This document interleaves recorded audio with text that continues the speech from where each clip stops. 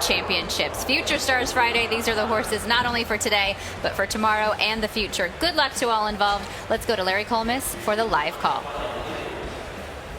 Time to Party. Waiting for Derry Nain and Run Curtis Run.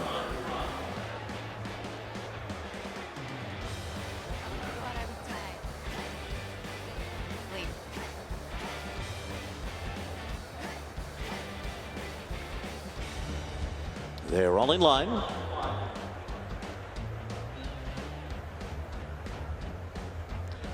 They're off in the Breeders' Cup Juvenile Turf Sprint.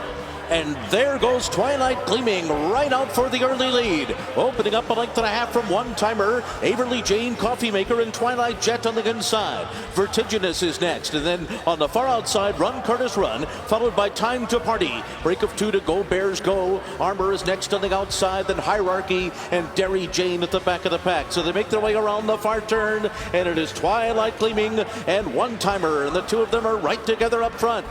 Averly Jane has to come from off the pace. She's 2.5 lengths behind. On the inside is Twilight Jet. Coffee Maker is next, and they're coming to the top of the stretch. One-Timer on the outside of Twilight Gleaming. These two with Twilight Gleaming in front. One-Timer on the outside. Trying to come up the fence is Hierarchy with a late bid. In the center, Coffee Maker is coming too. Derry Nain from the back of the pack is flying.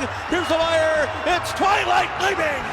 Twilight Gleaming has done it. Go Bears Go was second. It's a blanket finish for third in 56.24. Wesley Ward does it again. This has been his race since its inception, a young race on the Breeders' Cup program. Once again, he goes home with the win in the Silks of Stone Street Stables. It was Twilight Gleaming, Simon. Very, very impressive victory here. I mean, got out. I tell you, a good run from Twilight Jet, who had a nice trip in behind horses there, but Twilight Gleaming tried to make every pole and winning one, and I think didn't get headed here by the 9 to the outside, and once they came off the turn here, Irad Ortiz got the lead change. I was looking for horses coming from off the pace, but nobody was a major threat. Take note of the horse in the orange cap, Derry Nain, who I think came from far back, had a little bit of traffic here, trying to navigate through horses, maybe needed a little extra real estate here. But the Twilight Gleaming wins here, Rishi, and very impressive in the end. That's an incredible performance, I thought, to go that pace early on and then to hang in there just enough. That's where I think Del Mar plays its part, to allow these horses that have gone hard early on to just have enough in hand to hang on and get over the line. That's the difference, Christina, between 5 and 5.5. This race is run at Keeneland. Twilight Gleaming probably loses. Derry Nain needed that extra 110 yards, comes rolling.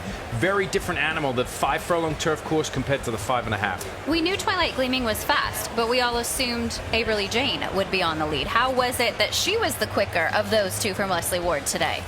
Well, this is the sort of Twilight Gleaming that we saw or we expected to see. We saw a little bit of her at Royal Ascot. We saw it again in France. Big run from Go Bears Go. I have to say, that's a fantastic effort. I think he struggled a little bit with the early pace, but in the first time blinkers, he stayed on really strongly for his young trainer, David Lochnan, who's got Hello You running in the Juvenile Fillies turf later.